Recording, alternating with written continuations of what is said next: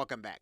Now, in order to measure whether or not we are successful in growing our email list at increasing rates, we're going to take a look at the conversions menu.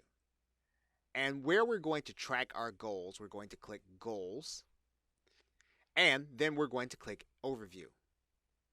Once we get to that page, what you're going to notice is that there are two areas. There is the goal completion location, and this is going to show you where each page resulted in a goal completion. So where someone lands on an opt-in page and then they decide to complete the process, it'll show up in this goal completion location.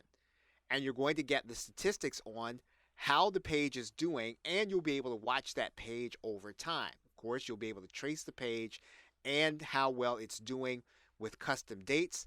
Now, right now, you don't see any data because this is a new goal, but whenever you set your goal and your traffic is running, you'll be able to come back to the overview page of the goals page within the conversions to check the goal completion location to find out how your page is doing.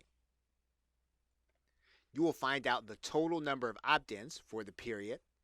You'll find out how many people are leaving the process before they finish the opt-in, and you'll get a goal conversion rate based on the page that they have landed on. Now, again, all of this works because we have placed our Google Analytics code at the very top of our website and is tracking our entire site. So any place where the person lands and ends up completing the goal, it's actually going to track that and place it here inside of Google Analytics. Okay, so with that, thanks, and I will see you in another video.